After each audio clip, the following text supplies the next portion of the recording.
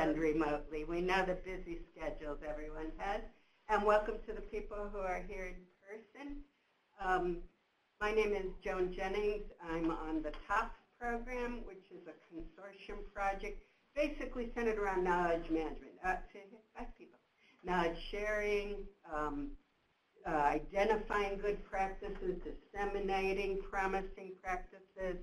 TOPS is the prime on it, and we have additional partners that have sort of a specialty area. And one of the specialty areas is Core Group, of which Adrian is our representative, Adrian Todela. And their team is responsible for knowledge management in a very broad sense. So I am walled off within Save the Children and anything like proposal development, but I work with the new nutrition team on seeing what projects are achieving or seeing final evaluations and identifying promising practices to share. So I would like to share how this came about. And it came about kind of ad hoc. So our knowledge management team has been working on their video skills, partly because they hired Adrian, who had video skills, and they had some video skills too with some other members. But so they've been working on it more. And oh, I'm so very sorry. If you'll forgive me, I was so nervous about starting late. I forgot to have people at least present themselves. So I presented me, Joan Jennings, TOPS, Save Children. Adrian Todela, Core Group. Julia Curley, TOPS. Jason Shelby. I'm Julie Shuck. I'm a lead international. Sandy Bernardo, Nutrition Advisor in the USDA. Meg Ranger with Spring Project.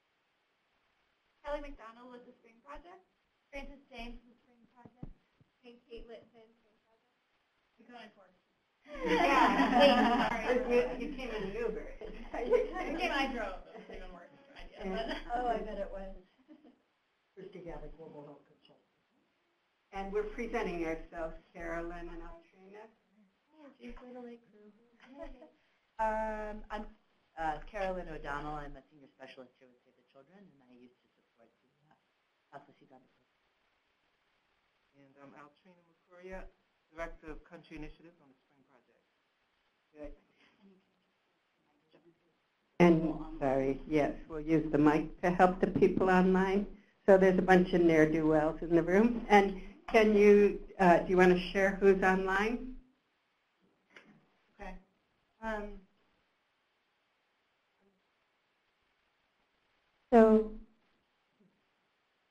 Okay. So online we have Janelle Nichols, we have Jen Burns from CRS, Julie Tanaka, Kathleen Ragsdale, Catherine Ryder, Kristen Hall, Ladd from ACDI Loca, Mary Helen from MTI, Ochu Ibe, and I apologize in advance if I'm slaughtering these names, Taylor Briggs, and Tim Quick. Great. Excellent. So I was reminded of my failing because I was going to say Christina. I was going to call you Julie, but I know it was wrong. Christina was with us when we had a large regional knowledge sharing event in Bangladesh. And one of the things our KM team did was, and Adrian, you can correct me if I don't describe it right, but they talked to people about developing a storyboard, and I don't know what else they taught because I was in and out of the room. And participants actually made little videos, of which Christina's was the star of the show, and we showed it as a closing event. She was a chicken.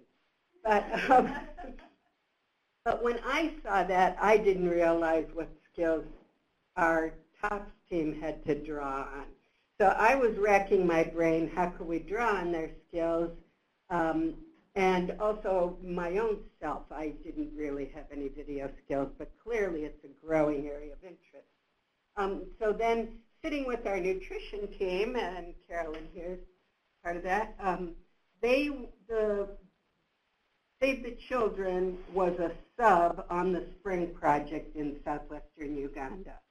And so we saw, they were trying to capture and document what had happened, particularly in the community mobilization area. And so I suddenly said, oh, well, wait, we have some resources we could offer you. It'll build our video skills in the field. It'll build our skills in understanding video, and we'll contribute something to documenting promising practices. Well, so that was how it came about. And we're going to tell you towards the end of this what we saw as kind of some of the things we'd recommend people keep in mind when you're going to do such a thing. But for the moment, we're going to watch the video, and then we have a little game we like to have people play. We did show this video in our large knowledge sharing event in Uganda this past September. And a few people from this were there, and they loved it. But we're going to have you as a team at your table note down how many. So, you know, part of your storyboard is what points do you want to make? What's your message? So we're going to ask you to note down how many you have seen. And then we'll compare it to our list. And the one with the most, of course, gets a prize. So we don't recommend noting as you watch. Afterwards, reflect. We want to see what's stuck with you. It's a learning process for us, too. And we'll give you candy anyway. So what do I do now to access the video? I will be.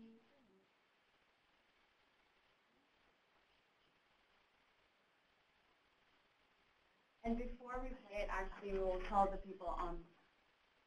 So before we play the video in person, we will be muting the speakers for our Adobe Connect folks so that they can watch the video without the feedback coming. And they have the link. What do you think? Too long? No. No? That was the thing.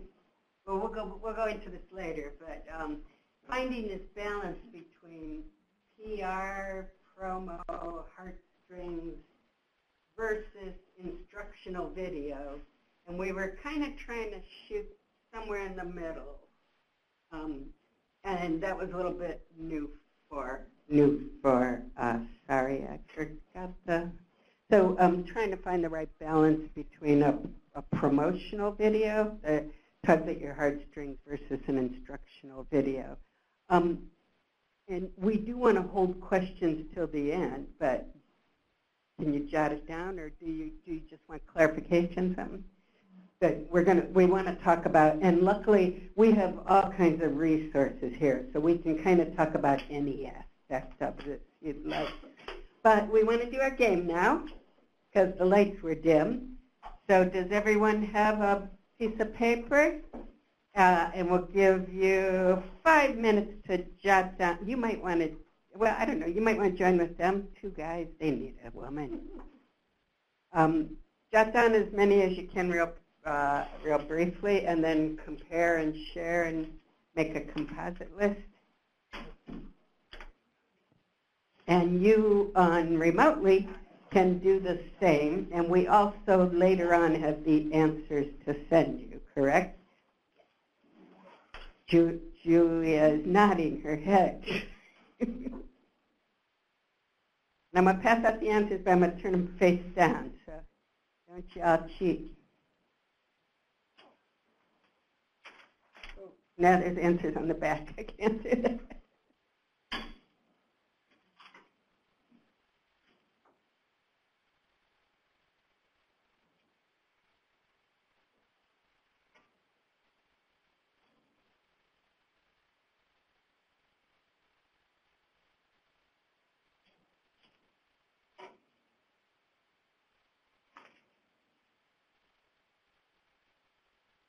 And this helps us to see what's stuck in people's minds and what did we miss.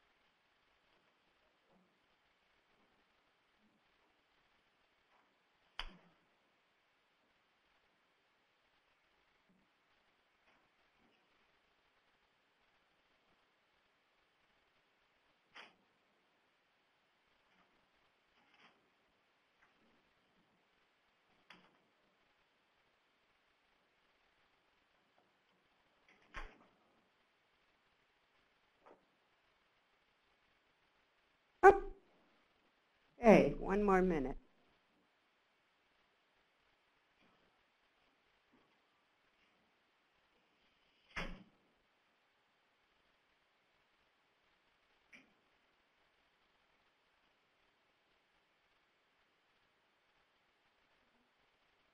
Maybe 2 more minutes.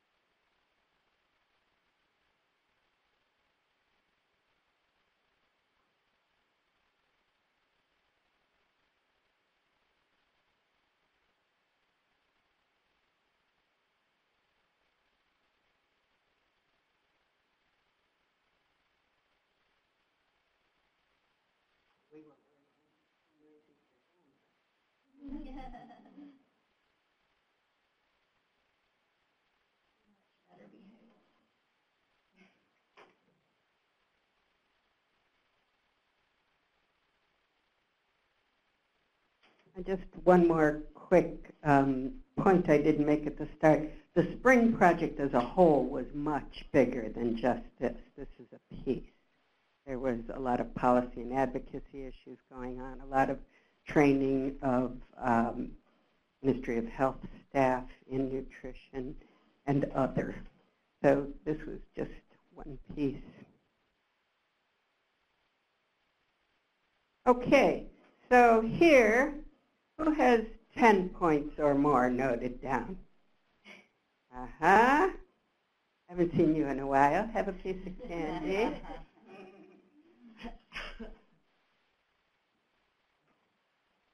10 or more?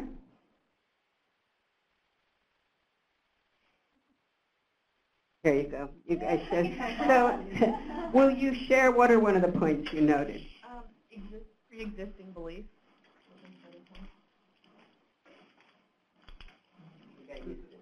Exclusive breastfeeding,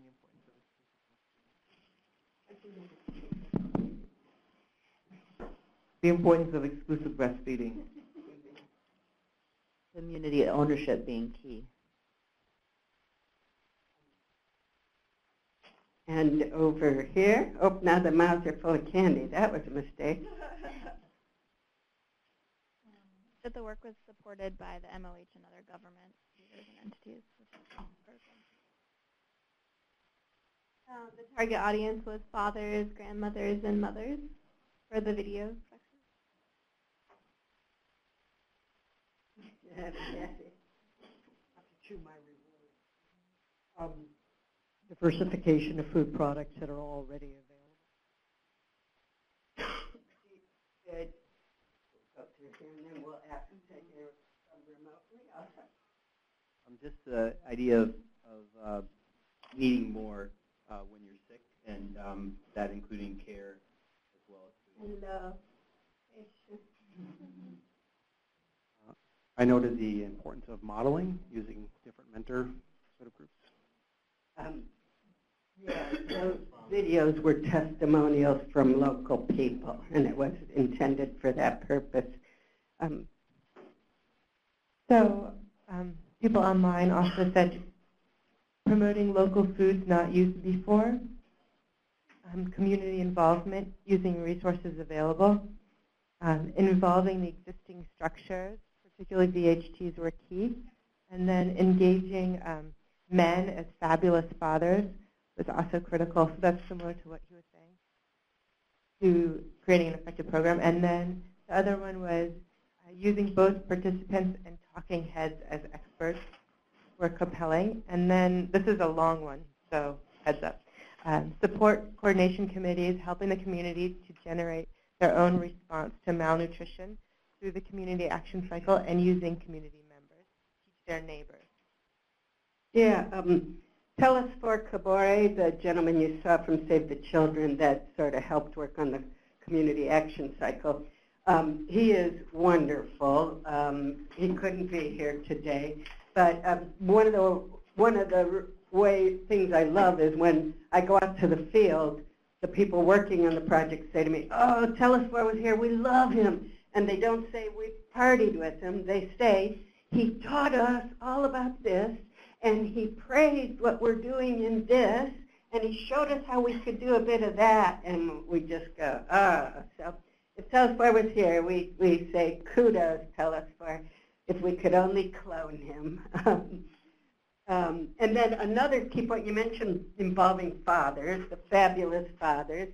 And Altrina was part of the PATH project, which was one of the ones that really tried to reemphasize not forgetting grandmothers. They had a literature review. Tomorrow we have here Judy Abel from the Grandmother Project. It's a different, she did another tool last year through our Small Grants Project, which is called Focus on Families and Culture, a guide to, I can't remember the whole name, but it's a guide to assessment of context and people of influence. That's really wonderful, really clear-cut and usable. But just having this space for grandmothers separately, too, I think is just so critical. So these are, so as you see, we've handed out here, and hopefully we're sending remotely. This is a list of talking points we've come up with through what we were hoping to convey and then showing this video to different groups and capturing a few more things we had missed. And so we kind of threw them into some general areas, and these are just a few of them. But this lack of awareness, you know, the whole thing that stunting is invisible. People just don't even quite know it's there, and then certainly don't know about all its many consequences. Another nice thing was that they were part of something bigger, all the way to the Uganda National Nutrition Action Plan. They pointed out the district doesn't have food scarcity. This isn't South Sudan or anything. And this recognizing, oh shoot, that was, oh thank you. This is the laser, right? Oh. Nope. We won't point the laser anymore. Sorry. So the District Nutrition Coordination Committee, which is civil society people, private sector, other sectors, but a lot of it is the main district health people, officials. And anyone who's worked in nutrition knows health officials can go on and on and on and on about health. And then nutrition gets just this sort of little bit of it. And they clearly, that's one of my favorite phrases, is when the district official says, a healthy body, you can't have a healthy mind without a healthy body, and nutrition is as important or more than immunization, he says. So that's really great. And they're in accord with the emphasis on the first 1,000 days.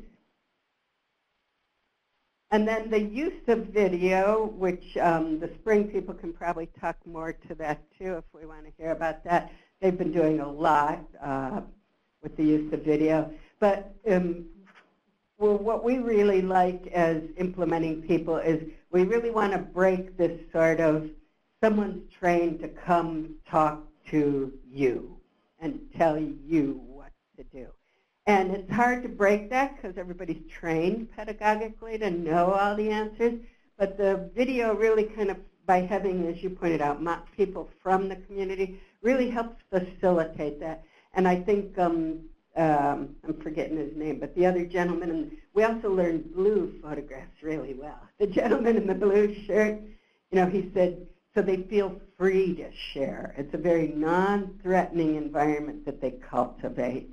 And actually that older woman who says, I learned I should support my daughter, not criticize her, she actually uses a much harsher word than criticize, but we didn't want to translate it that way. But so really creating that space that that woman was able to talk about it and then was able to be taped saying, I learned not to be like that, is very empowering to them, I think. And then multiple of you mentioned the simple recipes, not too complicated. They used foods that were available. I think they had 4, and the 4 were, you know, 4 recipes with 4 components, and they were interchangeable. You know, what was the protein and what was the micronutrient source and an animal source food or joint vegetable protein sources.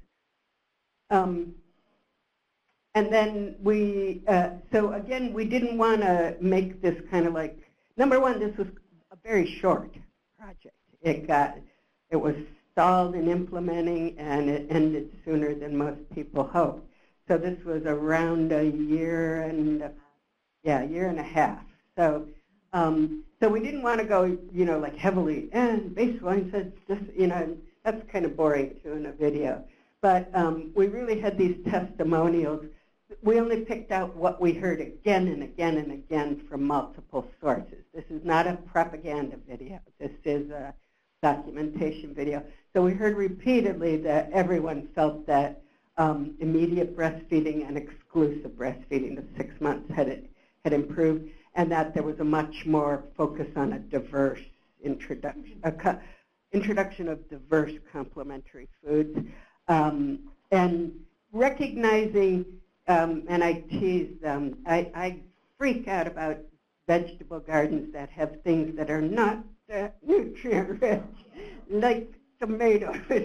And the funny joke was, I got sick the one day they were out, so you do see tomatoes in the video. But that's okay. That's okay. It's a learning process. I learned a lot too. You guys also had hygiene emphasized, I saw. Oh yeah, you got to go. Yeah. Did you have a question you wanted to say? I feel like that was the key point that could be brought up. I saw the tippy tab, and it looked like they were practicing safe food handling. They washed their hand 1,000 times during the food demonstration. See, that was the key takeaway. Okay, good. And those tippy taps were unlike any I had been used to seeing. They were much more robust and sturdy. And then you brought up this extra patience and love. Anyone who's had a toddler and a sick toddler, it really takes something to get some food into them. And then you mentioned that it was their own solution. You know, they felt they had created it. People liked the backyard gardens, and there was really good agriculture technical assistance that they drew upon elsewhere. It wasn't provided directly by the project. It was ministry. But it was really well focused. And the tippy taps and latrine coverage. Everybody felt latrine coverage had greatly increased. And then the one that we added in after showing this that we had never thought of, a lot of people said we really saw a commitment to a pride and a commitment to sustainability without the project, which was really nice. And we didn't feel we were hearing it because we were donors coming there or anything like that. I mean, it would have been the opposite. People would have said, no, we need more money, we need more money. But instead people said, the lovely woman, Jolly, she's against a blue background and has a red top on it. And this is a way people speak there too. They say, so we're going to do the what? And it's like a question of the group. She says, what we've been doing. We heard that more than once, and she went on extensively about every nutrition project she had seen prior, did all kinds of stuff and left nothing. But we didn't want to quite go negative, so we didn't include that. But she really felt this really empowered people more than constructing things.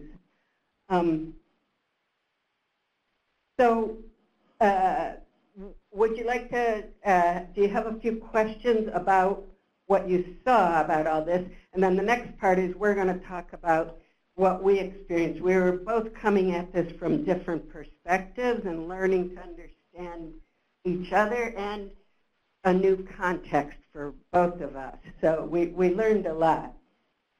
Yes. Yeah. Interesting about the food demonstrations. Could you elaborate on this more? You say there were simple recipes and food demonstrations with the locally available food, sort of a 4x4, 4 recipes, 4 ingredients. Did the project demonstrate these in front of each community, let people actually sample? Did you do this once? Can you elaborate in more detail on how this is done? Yeah, the food demonstrations were a regular part of the meetings. So the VHTs, which were an established mechanism already existing in the communities, right? These village health teams and those people had already been trained on a number of things. We trained them additionally.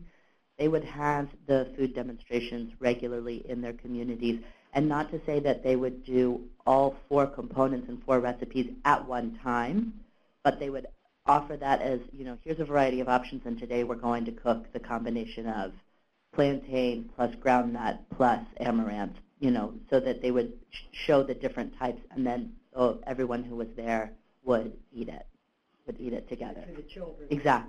Exactly. And the children would eat it, and they would like it, and the mothers could see, oh, my child's eating it. He's not rejecting it because it tastes funny or anything like that. And then the next time they would do another one. Because this part of Uganda is a breadbasket. I mean, there's tons of produce, but it was a matter of actually incorporating more than just 1 or 2 things into the porridges that they were making. Maybe you'll put cornmeal and one thing, but what we were emphasizing was using something from each of the 4 food groups so that you were getting a complete balanced meal every time you fed the child. And you really saw a great success. Yeah, and because food access was not really an issue. Their food was available. It was utilization. It was knowledge and utilization. And another thing they did really well, and you may have seen it, we almost didn't include that one shot of the pan where it's almost very bland, whitish looking mush, but that's what they taught them, that you can use any of these foods, but you gotta get it down to the point the kids with no teeth. So to the point of chopping up meat, they would actually mince up meat to a very small. Which I've never seen anywhere, and we tried to capture that. They're little bits of nice slicing up teeth. And the importance of the different food groups was also in the 4 options for each one was of course to address seasonality, right? To say that you can't just create a balanced meal when it's harvest season, but here's different things available at different times of the year. And just one more related thing. Did you bring women up to actually carry out some of the tasks, some of the chopping, or was it all done by the project staff? I would say it was more done by the project staff at those larger community concentrations, but then, certainly when they were in their smaller concentrations, they would talk about it. But yeah, like the examples that we saw up here where there's, 30 people or something like that, it would be a group of VHDs that were preparing it, but talking about what they were doing. But it wasn't just that they would prepare it in advance and then people would come and eat it. They'd actually talk about this is groundnut. What does groundnut do for us? This is amaranth. What does that do for us? And speaking about it in that way. But a distinction. The village health team members are voluntary members of the community. They're not paid project staff. So they were the ones doing this. Hi, I'm much more of a generalist and not a nutritionist. I'm curious, who's the target audience for this video? Well, my KM team asked me that question repeatedly. Our audience is people that know something,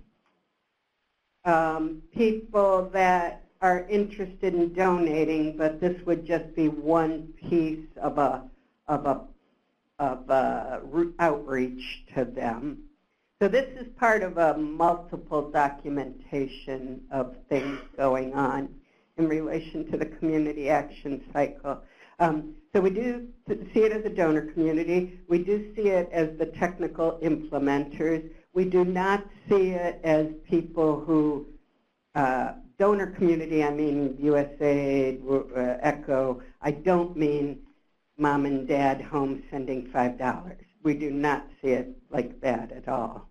And you'll note there's no place like go here and send money or anything like that.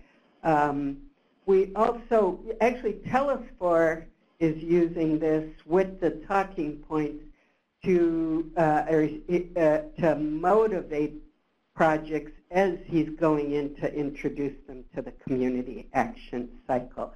So locally motivational. Thumb drive copies of this were sent back to a good number of people on the videos, not everybody. And everybody has the link to see it too. That's about it, yeah. But that was a big question they had of how to frame it all. And we spend a lot of time talking that over constantly, kind of.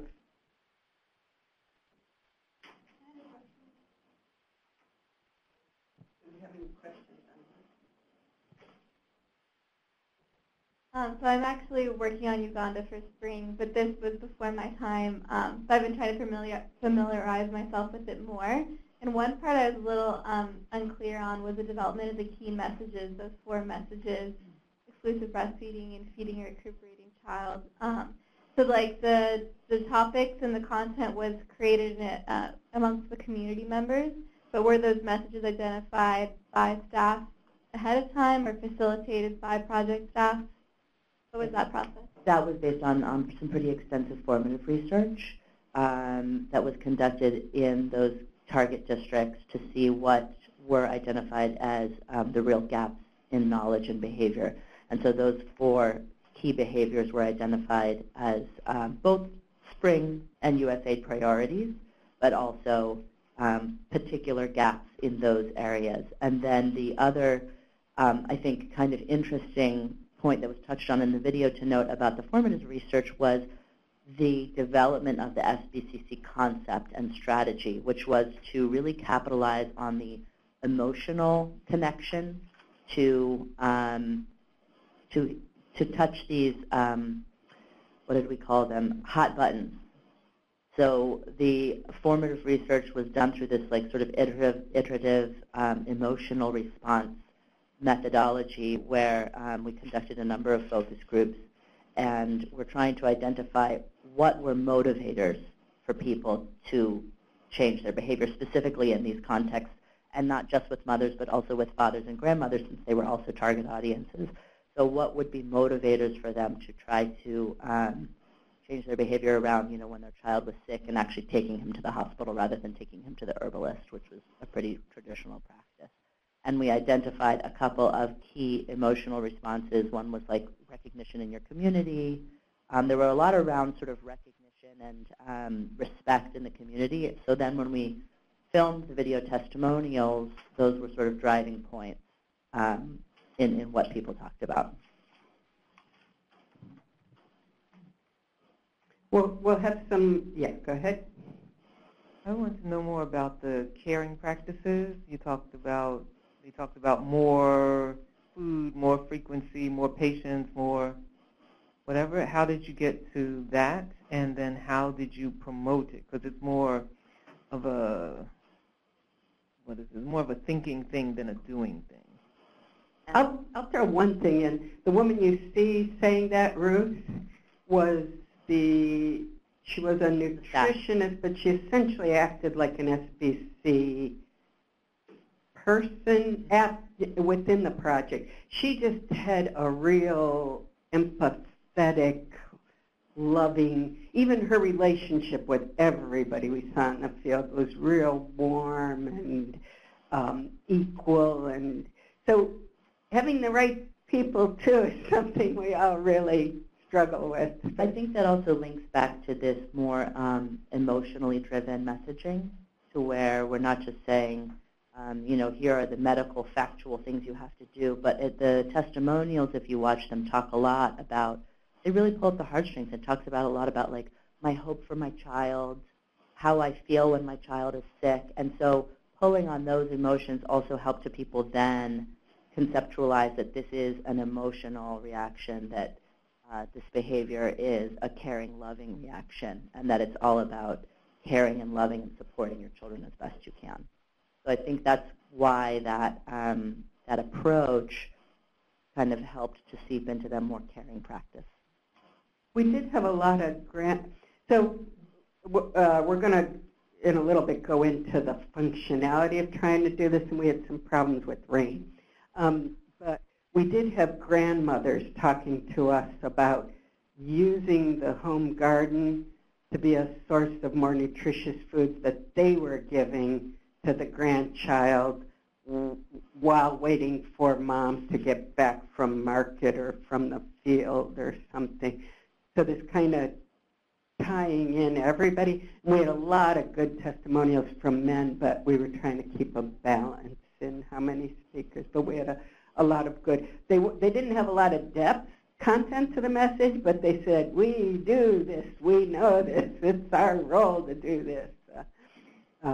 Emotionally driven. I think, go ahead, one more. And then we're going to move into a little bit about the functionality, and then we'll have more Q&A, which can cover anything. I just wanted to make a plug for, I don't know if it was up at the last with the URLs, but these videos are on the Spring website too. So anyone that's interested in looking at the community videos themselves, which feature the testimonials and kind of pull at that emotive kind of function, like Carolyn said, they're on the Spring website. So you can see them. You can see what the community was actually, what they made and what they were seeing. This isn't what the community saw. Yeah, that's right. And that's the last slide here. Sorry. But people might be dropping off or having to go to other things. So we're going to talk a little bit about the functionality of this, of making it. So the correct process is to have your storyboard in advance. But partially I had a lot of documents to look at, but not having been there, I just couldn't wrap my mind around it. I had to be there. I mean, I've read a lot of stuff that I go, yeah, yada, yada, yada, yada, and I was thrilled when we got there that what I had read wasn't a lot of yada, yada. There was real content. And so there was kind of sort of broad thinking of storyboard categories.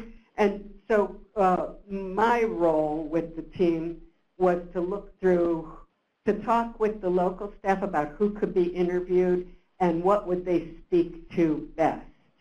And then we were kind of, we had multiples of everything so that we could pick out the pieces that worked best.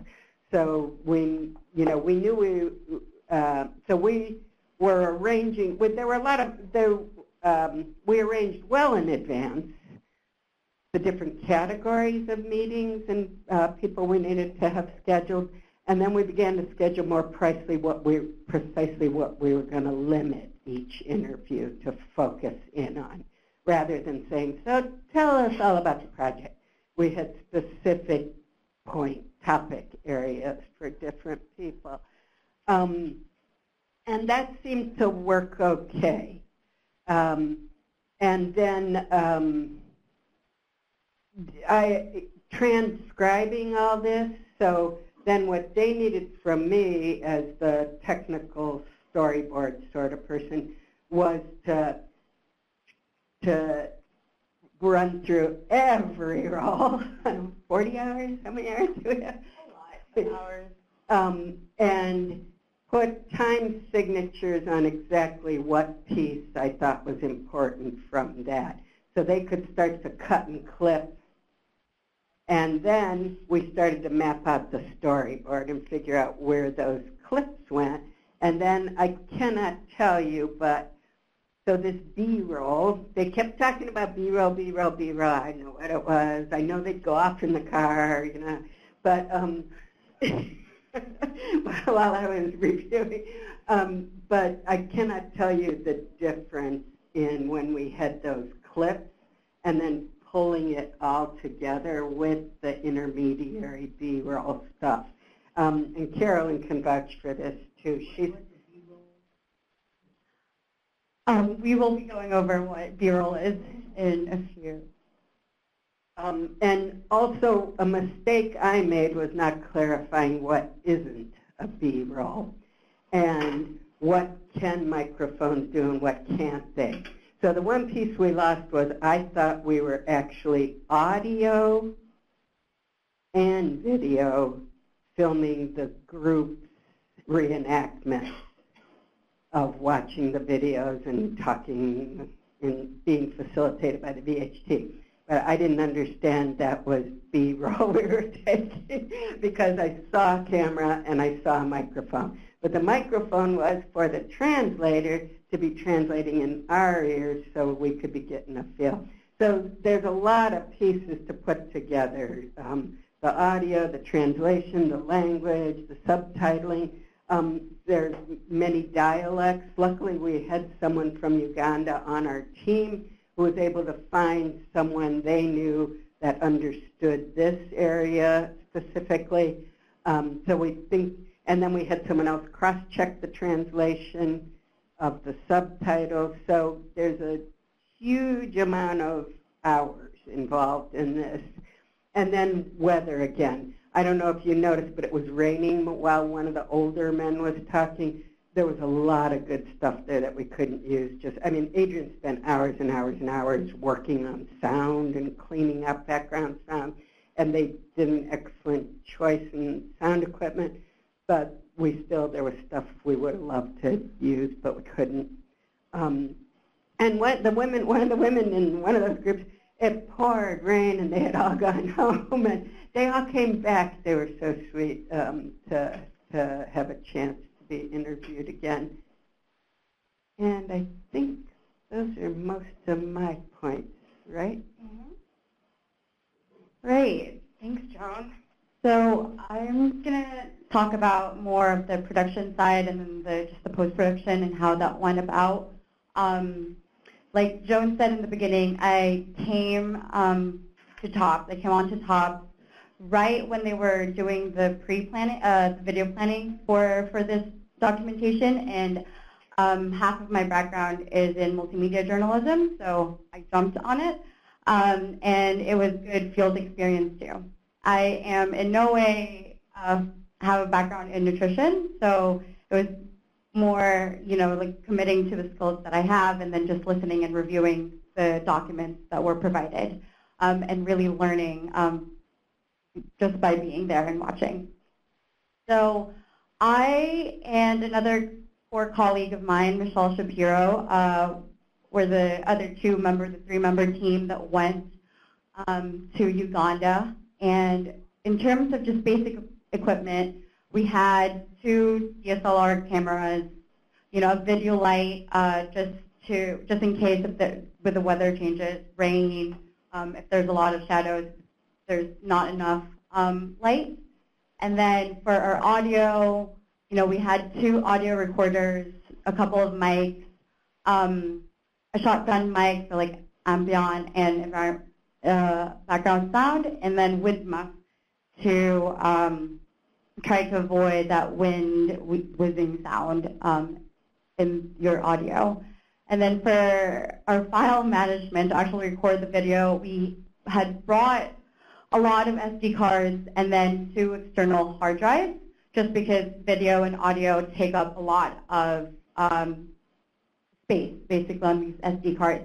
And we were there filming for about 10 days, maybe in the field. So every day we would be almost, 8 hours of film to transfer from the SD card to the external hard drive to have space to use the SD card again.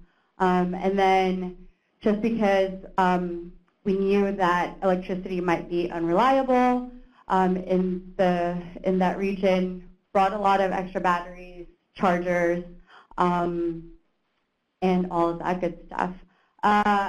what we did with the equipment, so we tag team it, and Michelle carried it, mostly carry-on. We did put the tripods, the ones that are sturdier, in our checked-in luggage, but most of the fragile stuff came as a carry-on. They actually, TSA asked us why we were bringing a lot of video camera and whatnot, but it got through. So when we got to the field, I think we had one day to scout out the location and just see, where we can film, B-roll, which I'll get to next, and conduct interviews. And so that was helpful, just because we both haven't seen, we three haven't seen the location. So we noted some sites, especially for sound and lighting, which is incredibly important for filming. And then for the next few days before we would go out to the field and interview and film, we would have just daily powwows during breakfast to check the storyboard and the shot list and the interview list, if we have done this or not, or if we're going to do it today. So video shots are basically divided into two types. You have your A-roll, which is your main interviews for the videos. And the B-roll is basically like the scenery, those scenes that match up with the interviews. So a couple of them is the landscape shots that you saw with the market and then the community. And then also when they talk about hand washing, there was a cut of a shot about people using the tippy tap. So that is B-roll. But yeah, so for interviews, we did a little bit of introduction and a quick briefing for each of our interviewees before we film, and we took our time trying to really set them right for good lighting, making it visually pleasing, basically, before recording. And then, as Joan mentioned, Ruth, one of the spring staff, translated for us as we conducted the interview. And that really helped because then, when we reviewed each of the interview, we were able to star key quotes for post-production later, and then also for B-roll, because we also wanted to match, key sound bites to video.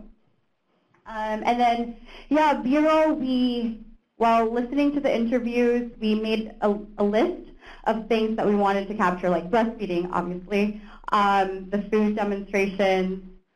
We wanted to get landscape shots as well to set the setting of what Ntungamo looked like.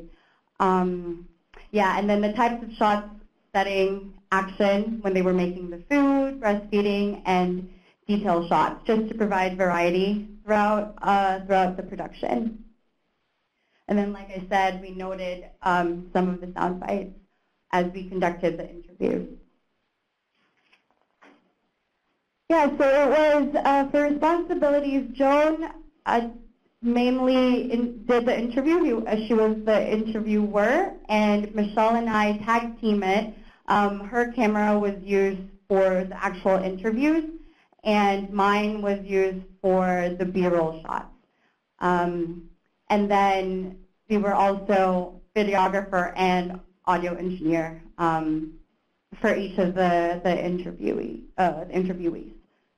And then in terms of file management, again, like I said, every day, almost 8 hours of filming. We would, before dinner, transfer all of the files into the hard drive and then clean out the SD cards. And then since that's 10 days worth of files, we had to come up with a pretty organized strategy on how to create folders and whatnot for post-production. And then just important factors to consider that we realized in the field, lighting, definitely. It was during rainy season that we went there.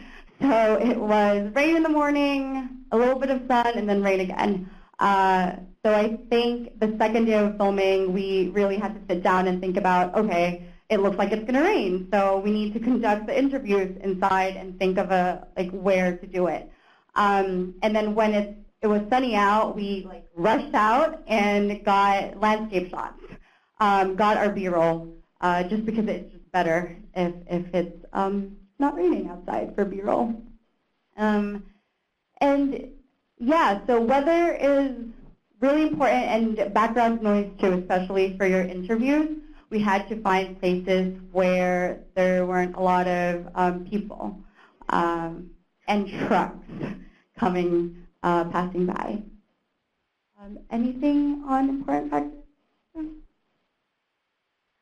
And then lastly, post-production was what took the longest of time during the entire process. It became Joan as the technical expert, and then me as the main video editor, going through all of the files, transcribing and putting the timestamps, and me cutting and splicing the video.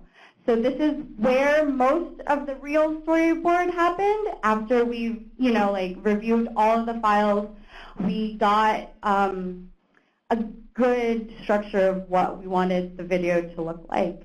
But yeah, so the workflow was a lot of tag teaming of reviewing the A-roll for both of us, and then putting in the B-roll, landscape, and matching shots to make the video. And then I think the last bit of it was getting another translator to vet the translation that we have for it. So this is just a picture of what the post-production would look like in your software. And this is not the full range of it. There's a lot of just files, like audio files, video files, and then title cards. So it did take about 5 months, maybe, of partial work. But yeah, and then after that we did some screenings with Spring, for the Spring staff, and then with Caroline as well, and Telescore. Yeah. And then before we go into questions, as Christina has mentioned, Spring has a web page dedicated for their community media for nutrition, where you can find all of the community videos that have been produced. And there's a lot in, Uganda, Kenya, Ethiopia. Uganda, India, Guinea.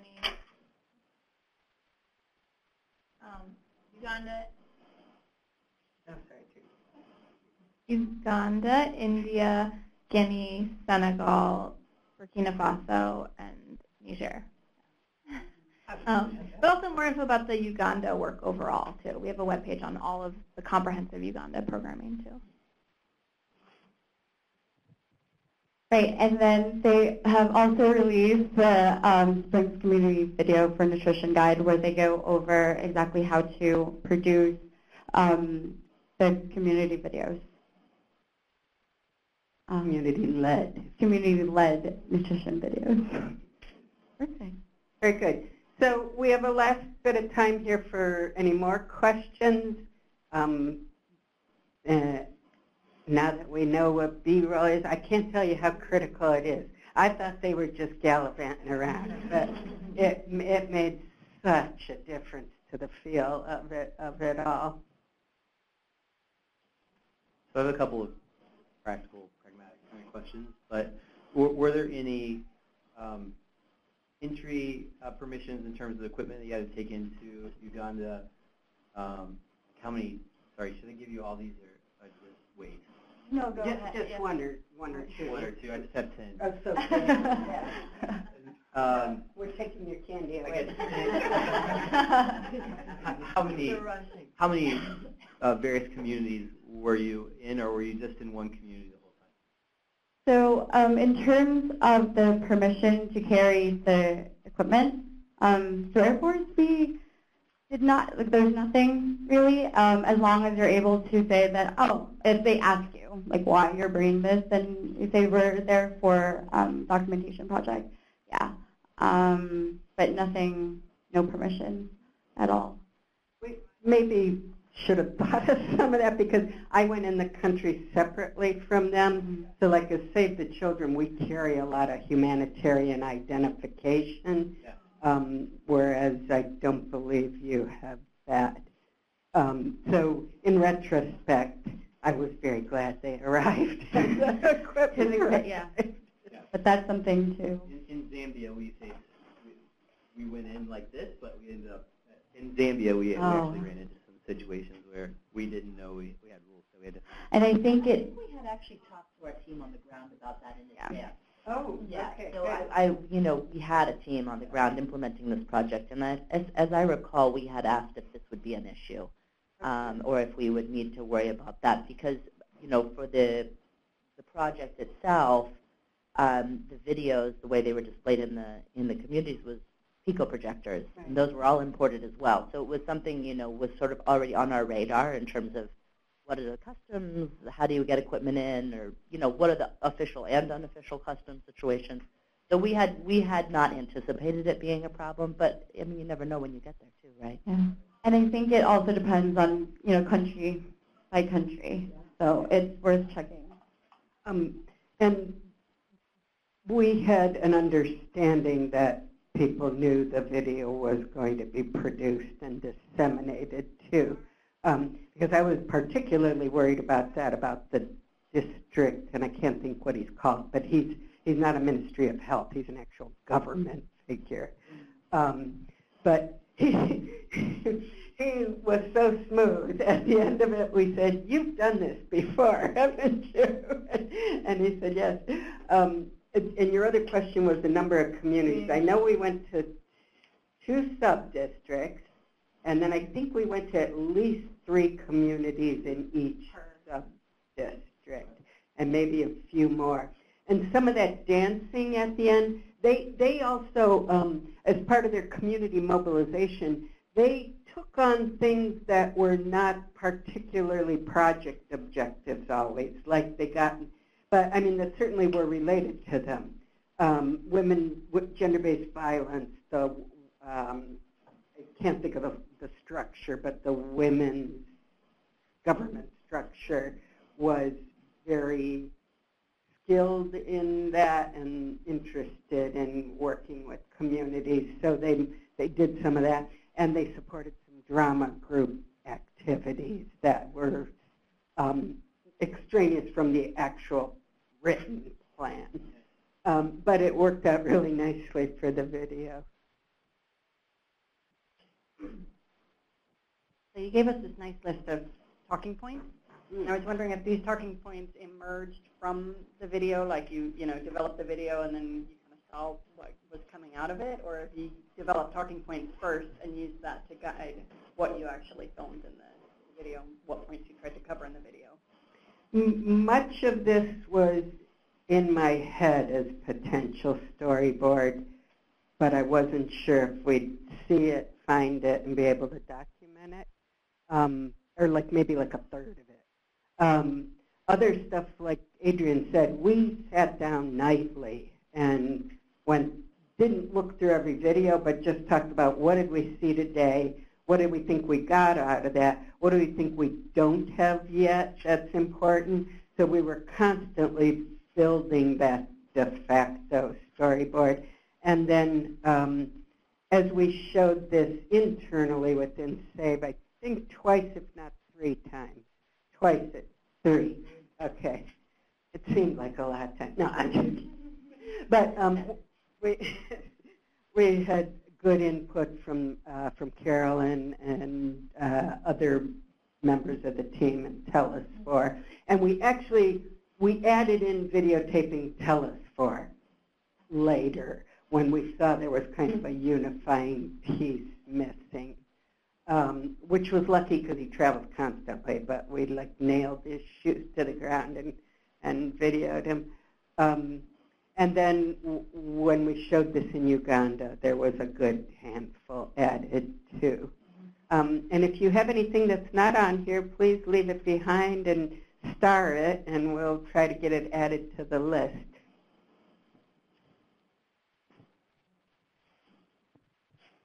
So now that you've done it and you've learned from your experiences, if you were to do it again, do you think a storyboard would work? Is it better? Would you think it would be better to have a storyboard in advance, or would that be confining? Oh, I didn't think of that. I was going to say, I'd do it again without a storyboard if it was with my team members that I trust and know so well. But I do think it's probably preferable for, we were pretty darn efficient, and we had left a little bit of, we were going to take one day off on the weekend, and there was an idea that we'd be able to, before the weekend, tell our local team any additional meetings we'd like to have on Monday or Tuesday when we saw gaps. So I think if you leave holes in to cover yourself, but I think if we had a storyboard, we might have been less anxious as we did it, or we might have filmed less and transcribed less. Maybe we might have been more efficient, maybe. And I don't know, creativity is a good question, because there were light bulbs that went off when we saw. The woman we used at the beginning, quite frankly, I kind of didn't, I thought it was going to be government, blah, blah, blah. She's another government worker, and it was really noisy outside. They were bringing cattle or something for sale. Election campaign. There was an election campaign. I mean, it was really noisy, and we just tried to get to quiet area more just to be able to interview. But if I'd have thought in advance how potent she was, yeah, and I wouldn't have known that in advance with a storyboard, but.